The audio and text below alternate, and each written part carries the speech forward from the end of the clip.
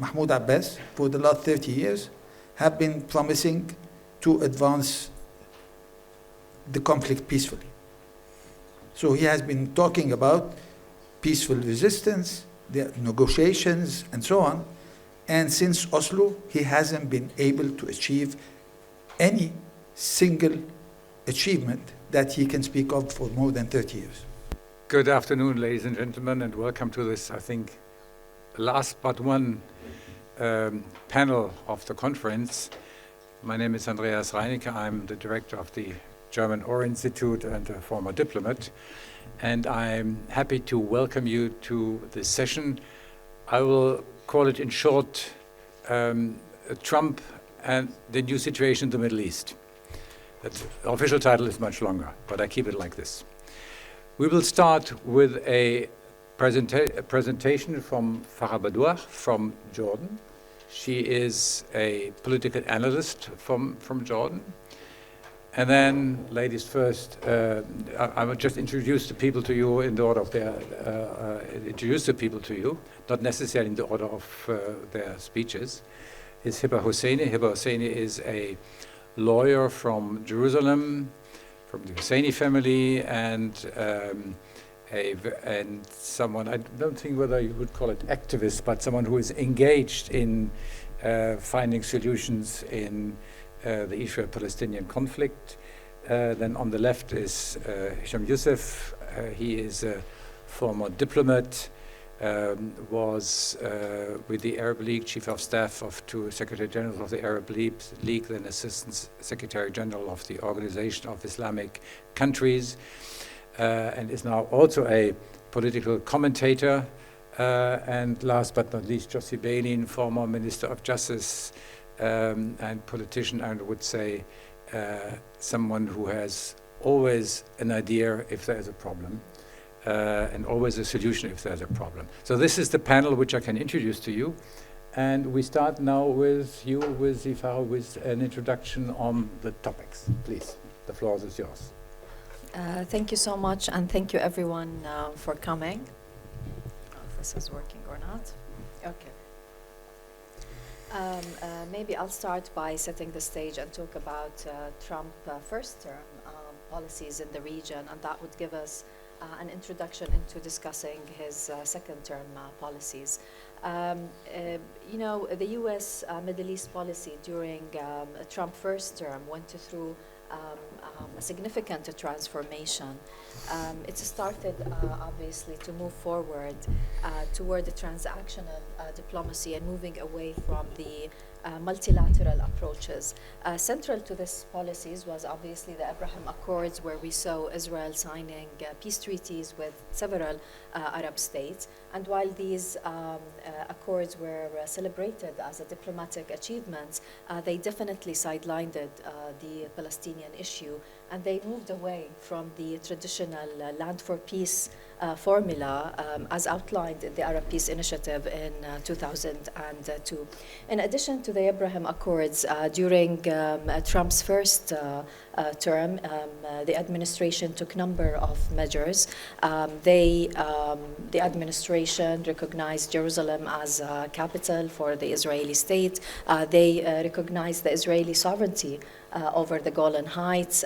They cut the funding from the UNRWA, and obviously a lot of us remember the deal of the century during the first term, which was particularly alarming for Jordan, given the fact that this deal proposed the annexation of parts of the West Bank and threatened to jeopardize Jordan's demographic and territorial integrity, and also ignited that fear of Jordan becoming an alternative homeland for Palestinians. Now, during that time, the public sentiment towards the United States and Israel, of course, there was an American anti-Israeli sentiment in the streets. We witnessed a number of protests calling for annulling the peace treaty and redefining and reconsidering the Jordanian-American relationship. On a formal level, in order to deal with that, these measures, Jordan adopted an extensive diplomatic effort working with Arabic and European partners to push back and keep the prospects for the two-state solution alive. But while doing that, it's also worked with the Americans and kept the channels of communication with the Americans open, highlighting the importance of the stability of Jordan, not only to the region, but to the Americans as well. Now, with the second Trump administration, Jordan is facing a number of challenges. This is definitely a transformed Middle East, a Middle East that was transformed by the October 7th, the atrocities of October 7th, which really ignited a chain reaction that shaped the Middle East, and Israel's commitment to create a new security reality for the state of Israel, according to which it took a number of measures. It started with the decapitating of Hamas military and governance capabilities in Gaza, with the erosion of Hezbollah moral and operational standing in Lebanon, and both they accelerated the collapse of Bashar al-Assad regime in Syria. And all of these developments obviously created a different power structure in the region, and created a number of threats to Jordan. We can later, discuss the threats that Jordan faces from Iran, from Syria, and from Israel, and how the next Trump administration policies on three of these pockets will impact Jordan's security and national security and stability. Thank you. Thank you very much, Farah. So we have a good idea of Jordan. Now, if we look at what was happening during the last days, I would say, days and weeks, I would see three items or three topics or three areas which we try to discuss. One is, obviously, speaking of Gaza, the idea of Trump, what to do with Gaza. The second is, what we've seen yesterday, an alternative plan of Egypt. And the third is, which we should also have a look at, what happens to the whole region? What does it mean for the whole region? So if maybe we try with the first issue of what does it mean to, what does this Trump plan mean? Maybe we ask Hiba, what's your sense? What could this mean for obviously Palestine, and maybe also for the neighboring countries? Thank you very much. The Trump peace plan, the Trump plan for Gaza, the so-called Riviera plan, came. Perhaps the Riviera idea, which beneath it lies the issue of transfer and displacement and forced displacement of Palestinians, 2.5 million almost Palestinians into Jordan and into Egypt, where not only ideas that came down from a Palestinian perspective as totally unfeasible, but also insulting and dehumanizing, to tell a people that have suffered for 15 months that now the solution for you is to transfer you. They withstood pain and misery and hunger and death and airstrikes and what have you, only to be told, instead of now we are going to help you rebuild your lives and rebuild the Gaza Strip and deal with the trauma and deal with the emotional pain and suffering, all of a sudden now we're telling them you have to leave. So it is, again, really came down very, very hard on the one hand. On the other hand, it created this whole sense of defiance among the Gazans. And we saw very well how, when the ceasefire took place, almost 500,000 went back to the north walking without any shelter, without any food. So this sense that this land belongs to us and we will not be forced out of our land. Remember, Gazans are mostly refugees from 1948. So the idea of leaving and to be forced to leave did not come, was not a good strategy on the part of the Trump administration or Mr. Trump himself. So again, the idea is that we will hold steadfast and we will stay on the land and we will not have anybody remove us and force us out of our land. And then to add insult upon injury, in the sense that this is going to become a Riviera for third parties. I mean, the Gazans will not be returning, so they will be. Now we are going to take the Gaza population, make it the problem of Egypt and Jordan, and develop Gaza as a Riviera, real estate, tourism. I mean, it's all surreal, unrealistic. And that probably in of itself also prompted the Egypt plan, because as a reaction, we also saw the reaction of Saudi Arabia when Prime Minister Netanyahu said that Saudi Arabia, the Palestinians can have a home or a country in Saudi Arabia. So it all ignited this whole negative, deeply sending more wounds to the Palestinians or inflicting more wounds upon the Palestinians.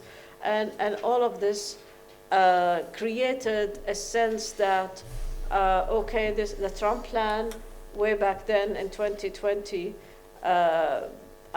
gave Israel the recognition of Jerusalem as its capital.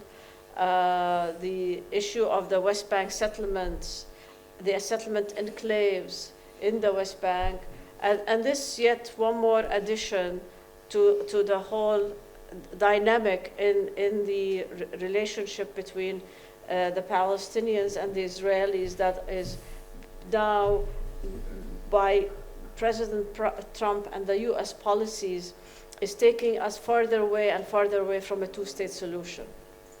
So all of this has not lent itself to creating conditions on the ground that would bring the people together, rather than create more and more division among the Palestinians and the Israelis. And of course, it's all seen as Israel, the US is backing Israel unconditionally yet again and again. Hiba, maybe one piece of information. We know not very much about the Trump plan, apart from that it is apparently a Riviera. We have this strange movie. But there has been a plan from Trump already to 2020s. Can you maybe elaborate a little bit on what that means without going too much into detail? So that gives us an idea in what direction he may think. Well, I mean, the Riviera, that's why, as I said, the Riviera comes in the context that this land does not belong to the Palestinians. Jerusalem is the capital of the state of Israel. This was part of the plan, and Israel actually he recognized Jerusalem as the capital of the state of Israel, and Israel immediately moved the embassy, and the U.S. immediately moved the embassy from Tel Aviv to Jerusalem. The West Bank settlements. I mean, he thought he was addressing with a solution the West Bank settlements, but the way he addressed it is to create enclaves of Israeli settlements in the West Bank, which meant, from a Palestinian perspective, that Area C and all the territory of the West Bank is being really divided up into Swiss cheese, where Palestinians have no room to have a state. I mean, how can we declare state in an area where you have all these enclaves of settlements and settlers are having access, and we cannot define borders, we cannot, so all these steps that were presented in the plan in a way undermined again the opportunity to have a negotiated settlement over the critical issues, the settlements and the borders and so forth and so on. Thank you. Maybe now, as we had a discussion on Jordan, or the effects a little bit on Jordan, maybe we're moving to Egypt, and Hesham, maybe we can explain also to us a little bit what it might mean if a Trump plan is realized and millions of Palestinians would go to Egypt. Why is Egypt so opposed to it, apart from the whole moral issues which we already have addressed? Thank you very much, Andreas. It's a pleasure to be here. Before going into Egypt, maybe a few words about the overall situation. And the overall situation is quite dire in relation to the dichotomy that is faced or is facing the main parties associated with the conflict. So if we start with Israel, Israel does not have a vision as to how the conflict can be resolved and what the end game should be, and is not willing to accept that the Palestinians are not going anywhere, and they will not accept anything short of self-determination and having a state of their own. And in the context of the war on Gaza and in the implementation of the ceasefire, now Israel has presented additional conditions that they want, in the context of the continuation of the ceasefire agreement, to have a demilitarized Gaza, to have implemented the Trump idea that the Palestinians should leave, or at least that the leadership of Hamas should leave.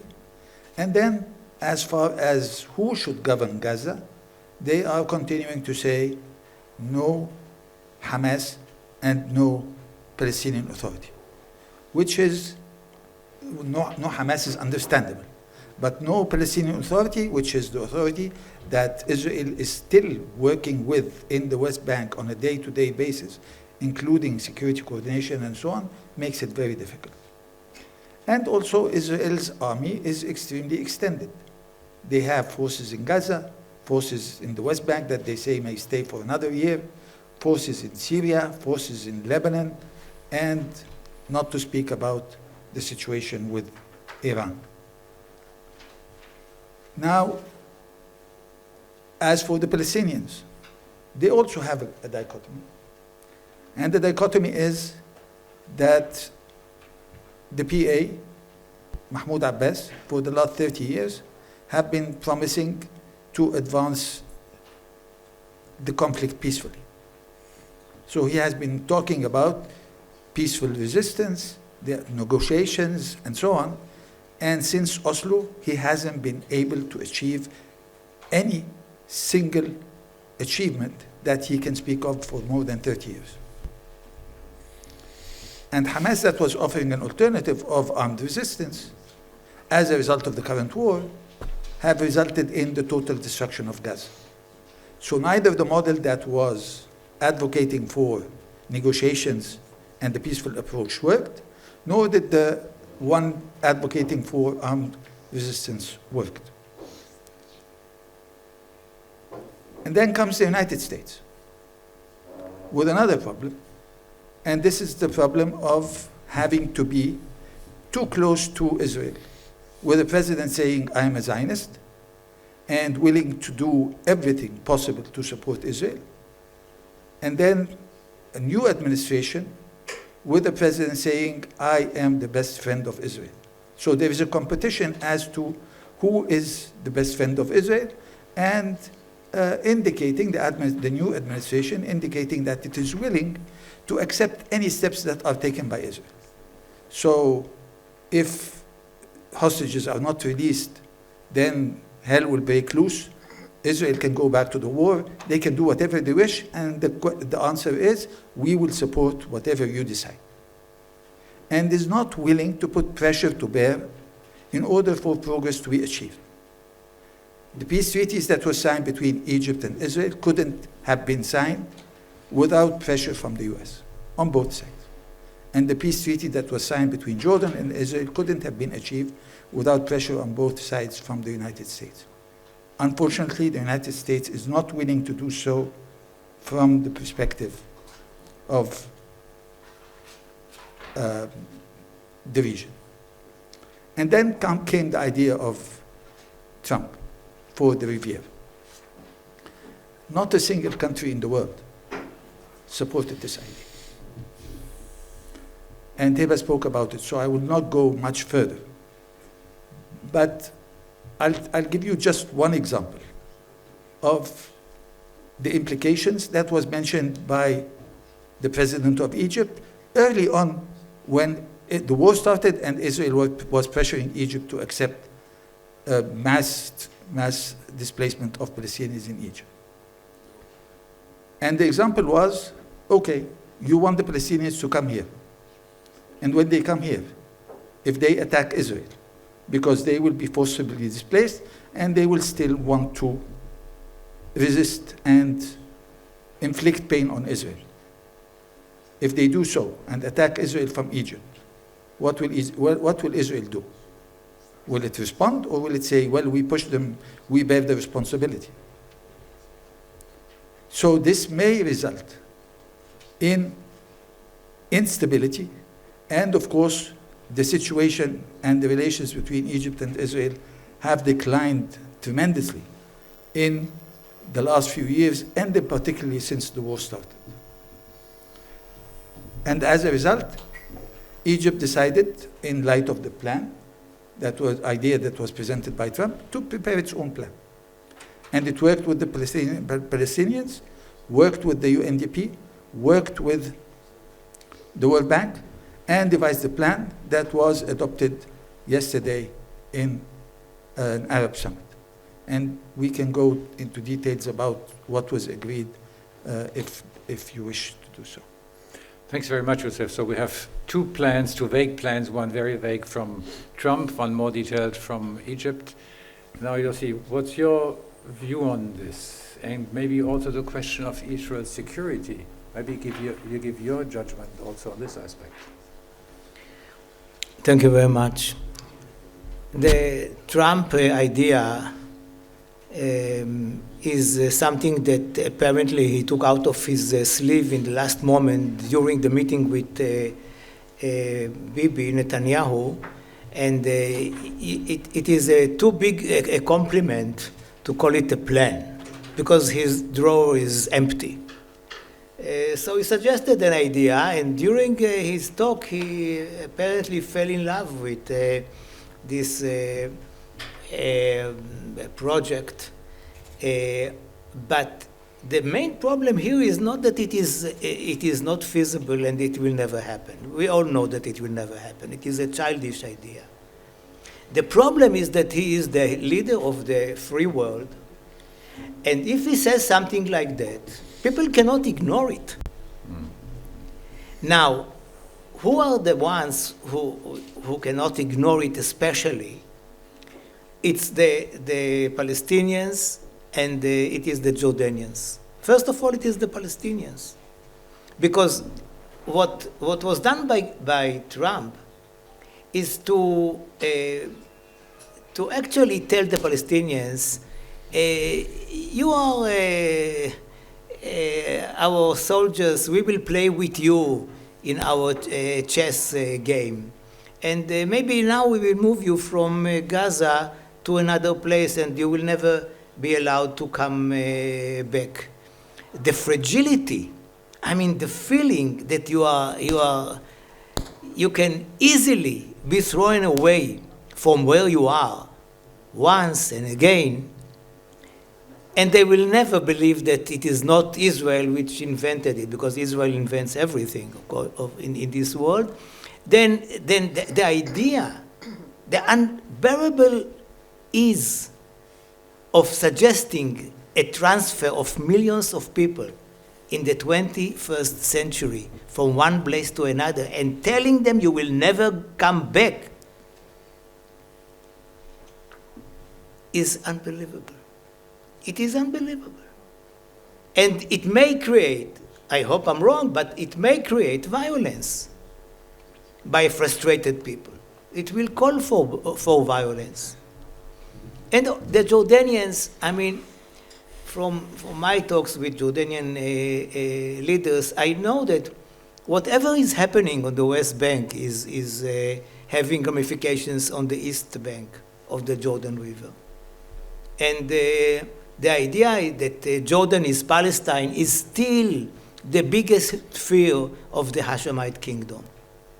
And when the American president is suggesting something like this, and God knows what are his ideas about where he wants to send the Palestinians, the obvious is Jordan. It is close. You just cross the river. If it is summer, you don't have even to swim.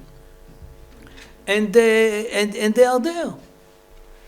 So I think that the main issue is not, I mean, we are all saying, no, it is not feasible, whatever.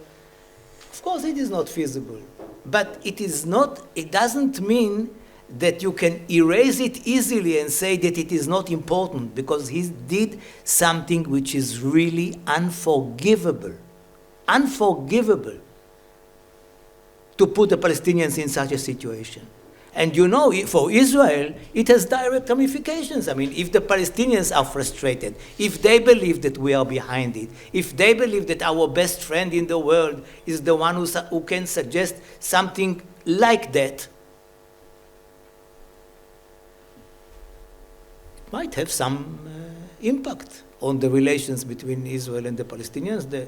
And I cannot tell that these relations are very quiet. What does the idea tell me? That we, Palestinians and Israelis, are the ones who really care about our future, because we are very selfish peoples, and we want to live in peace. Nobody wants to live in peace in the Middle East more than us. And this is why it is our role. I can tell you, nobody pushed us to Oslo.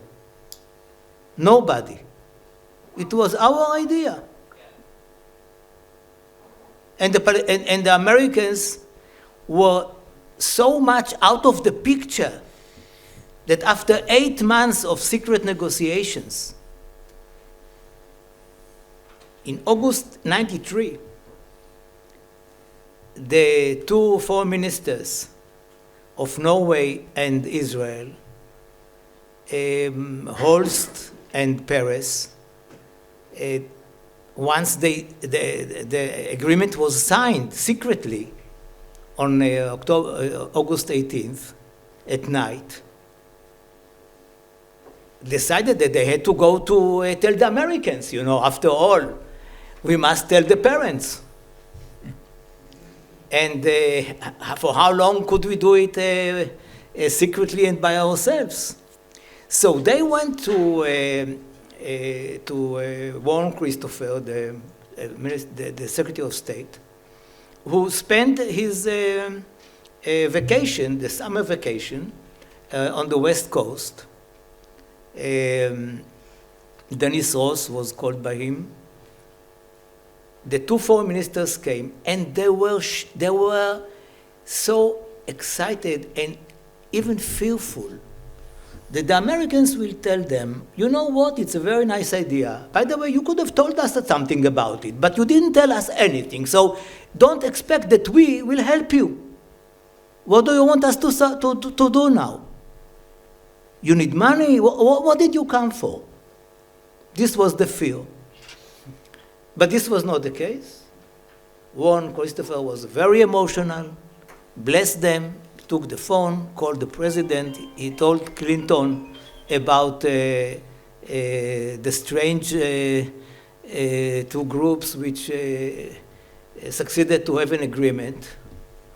The young president, who had no experience in international affairs at all, found himself actually conducting a huge event that you all remember. And the picture that we all remember from this event is a tall young guy with two elderly leaders on both sides. And that was the picture of the Oslo Agreement. So each of us usually gets back to his own experience. And it tells me that we don't need a mediator. We need, in many cases, a facilitator. That is important. But even that is not a must because of our selfishness. We know each other. We can make peace. We can suggest ideas. And that is something that we have to do. If we always wait for the next elections in the United States. And this is what we did. I mean, you can write the history of the Palestinian people and Israel from the aspect of the elections in the United States. Let's wait for the next president. This one is not good enough. He hates Jews, he hates Palestinians, whatever. And the next one, you know, he wrote a book once when he was in school or whatever, and he hints there that he likes us very much, so let us wait for the next one. And I think that we are old enough to understand that this is not our future. And I was delighted to see what Egypt did the other day. It's a long plan. I cannot claim that I read every word, but I read most of it. And the fact that it comes from the region after a crazy idea of a very important person is telling the whole story. Because usually we are lazy. We don't suggest ideas, we refer to the ideas of others. Here, there was an idea from the region. I think that we can negotiate it, talk about it, but the general idea is that Hamas will not be there, will not govern Gaza. Gaza should be demilitarized or non-militarized, like the West Bank eventually in our future peace agreement. And for the time being, it is the role of the Palestinian Authority, which was there until June 2007, to be in charge until we are signing a peace agreement and there is a Palestinian state. I believe that the Palestinian Authority should be improved, but it is not the only country which should be improved. There is a limit. There is a limit to what we can demand. Not all the countries with which we negotiated were asked by us to improve themselves. It is a little bit too much. So I think that what we should do is to do it ourselves. And I'm sure that we are able to do that. And what happened yesterday proves to me that it is not impossible. Thank you very much. I think it was a very good analysis. And maybe we should even look more into the details of the plan. But looking at the watch, we have another good 10 minutes. So I suggest just to have a glimpse that we go a little bit into the region. And Farah, if you give us an idea of what you think Trump may mean for the region beyond Israel, Gaza, and maybe if you go there in the last round, we will be able to relate to this, and maybe also a few more ideas to the Egyptian plan. But please. Mm-hmm. Sure. As I said, with the new second Trump administration, Jordan will face a new Middle East, a transformed Middle East, a Middle East that was shaped by Israel's commitment to create a new security reality for the State of Israel. And by doing that, Israel succeeded to weakened the Iranians' proxies in the region and directly attack the circle of fire that the strategy that Iran adopted for so many years. And by doing that, this power imbalance was created because basically Iran is facing an existential question about how to deal with these losses. Will it focus on accelerating its nuclear program and in order to enhance its negotiating position, or will it invest in resurrecting these proxies, or even invest in a new proxies in order to enhance its position in the region? In either case, Jordan, and I'm talking here from the point of view of Jordan, Jordan will find itself in the way. It is no secret that historically Iran has viewed Jordan as a critical geography for attacking Israel, and for so many years, and especially in the past few years, the Iranians have intensified their efforts to destabilize Jordan. Just last year, Jordan security forces have uncovered a number of terrorist cells linked to Iran. These cells wanted to smuggle weapons to the West Bank, and some of them wanted to use these weapons inside Jordan. So this is to give you an idea about the problems that we are facing with being caught in this Iranian-Israeli struggle.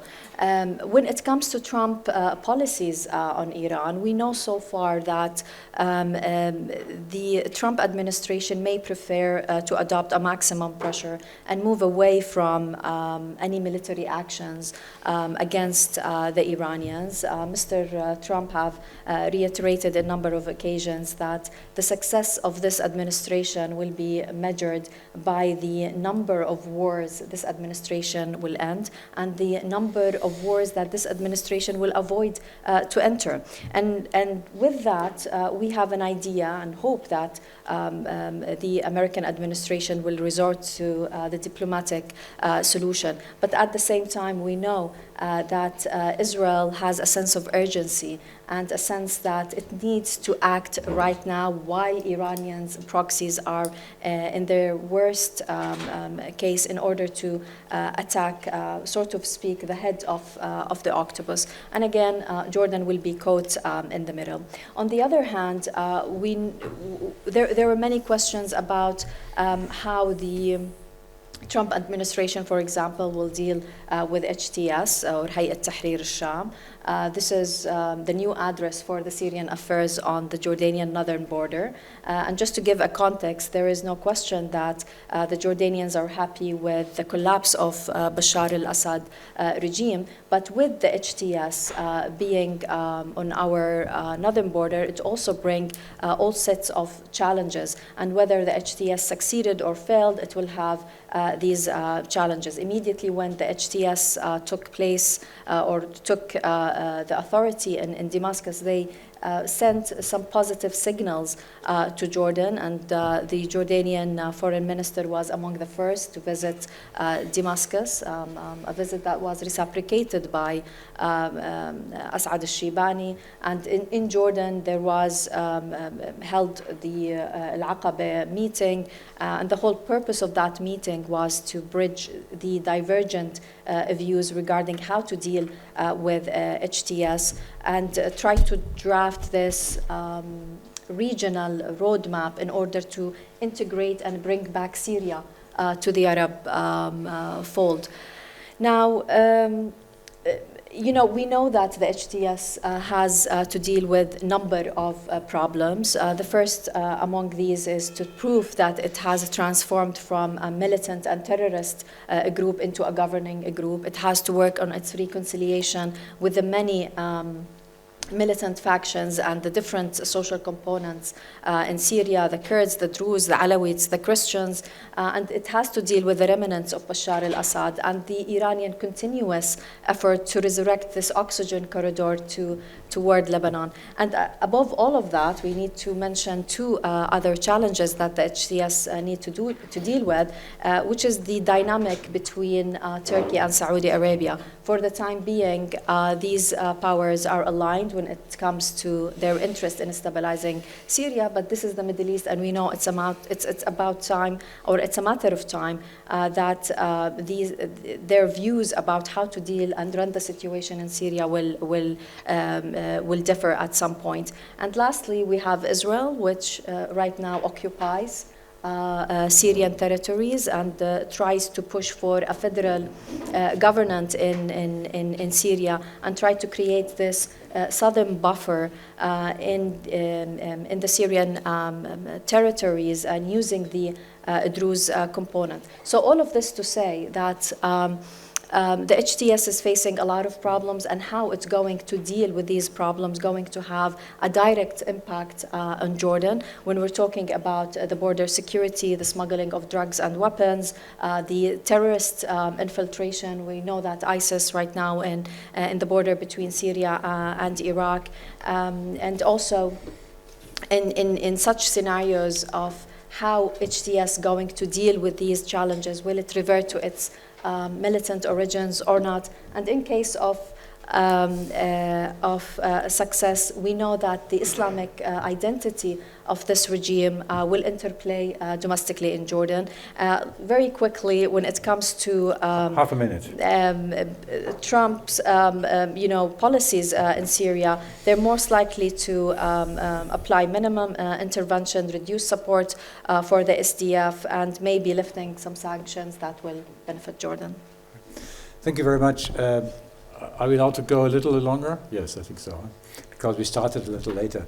I wanted to ask Hesham, because you gave the idea of the region, but you were also Assistant Secretary General of the Organization of Islamic Countries, and which is where the headquarters is in Jeddah, so you know also Saudi Arabia in particular. It's worth, again, a whole day to discuss this, so you only have a minute or two, but if you could give us a little idea of what the Trump plans might mean for the region, or the Trump ideas, or what you expect from Trump, as far as we know, for the region, and this in 120 seconds. Well, it's not clear, because I don't think that the administration has made up its mind. But there are three main issues that the administration will need to come up with positions in relation to them quite soon. Why? Because President Trump is expected to go to Saudi Arabia. And as far as Saudi Arabia is concerned, there are three crucial issues in which they would need to discuss with the United States. And I'm sure that it will not only be Saudi Arabia, but I think other Arab countries will be involved in these discussions. One of them is Yemen and what will happen in Yemen. The second is Iran, and the third is Israeli-Palestinian conflict. In relation to Yemen, there has been attacks as a result of the Houthis' activities in the Red Sea, but they were not conclusive. But then there has to be a solution. And Saudi Arabia and the Houthis were negotiating, and they were close to an agreement, but the US told them, hold your horses until the war on Gaza stops.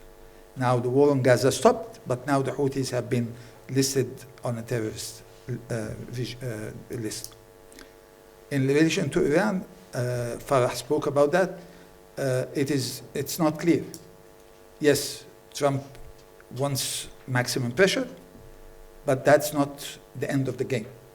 There has to be a policy and a strategy as to how to deal with Iran, especially that there are differences between what the US and other Western countries want from Iran as opposed to what the region wants from Iran.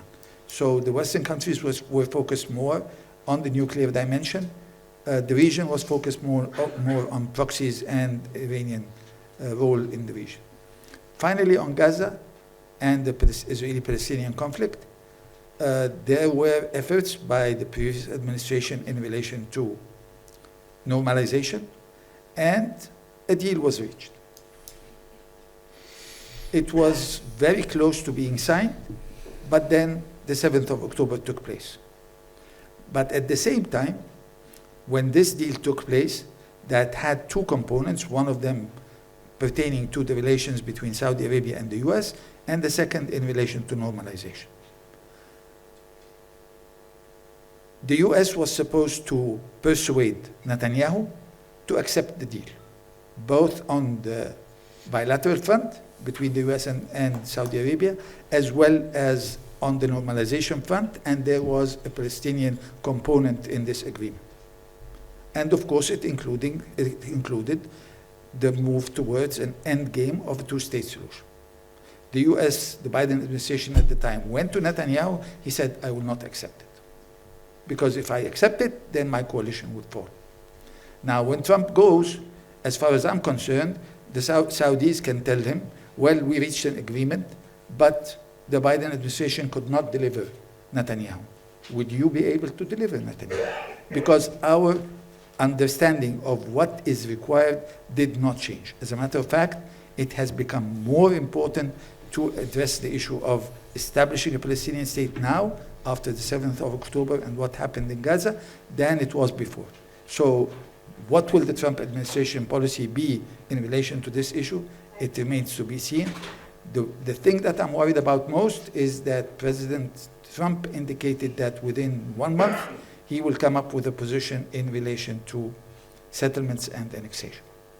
And if this decision is in the wrong direction, then the situation will be complicated even further.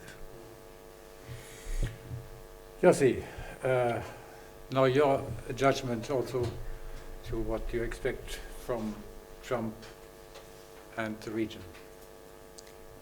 Well, from our experience, he is totally unexpected. Whatever he does, I mean, maybe he would like to do good things. Maybe he wants the Nobel Prize. Maybe he will bring peace to the Middle East, and maybe not.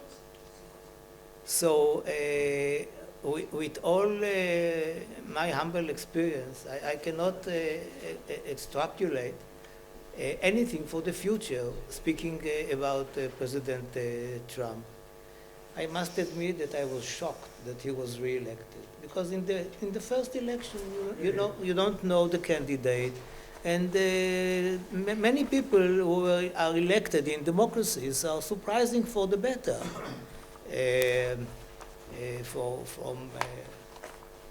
Okay, without names. But in his case, he proved himself in the first term.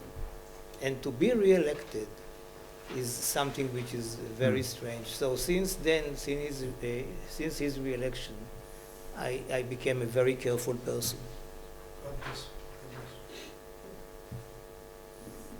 Okay, I think that's probably the summary for something. But Hiba, you have the privilege of the summary from your view, from a Palestinian point of view, but you know much more than just Jerusalem. Well, I think, I agree with everything that's been said by my colleagues and friends here. It is really very difficult for a Palestinian to witness what is going on. I mean, President Trump seems to make, as Yossi said, decisions off the cuff. Does not take into account the interests of the people of the region. So our worry, I mean, we live in uncertainty, we live in worry, we live in a lack of security, really, because now the worry is that the West Bank will be next. And the idea of displacement is not off the table. So we have to be very careful. We have a very difficult situation with a weak government in Ramallah. The Palestinian Authority is very weak, does not have the legitimacy. The Gaza situation is very dire. So between the two and the regional instability right now with Syria and so forth,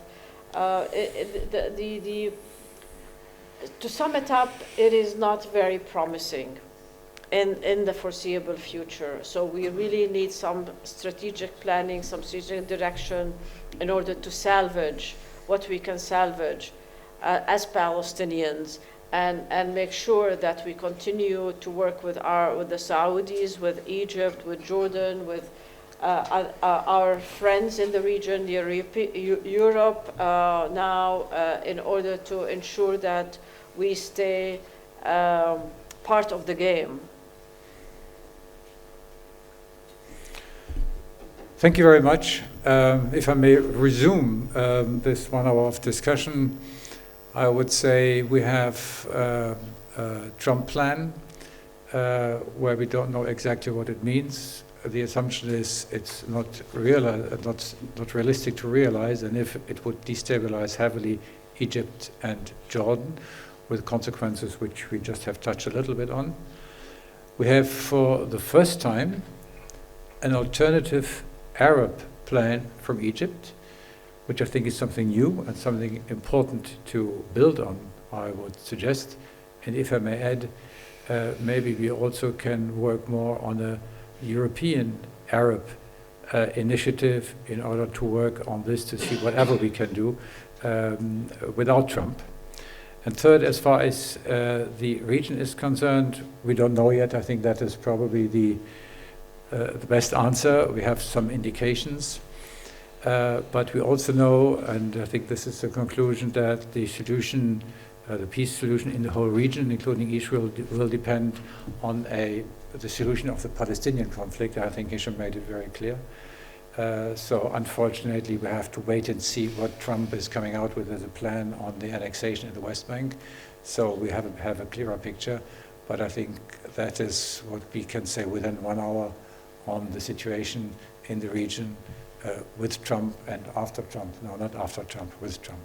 Thank you very much for listening, and have a good day.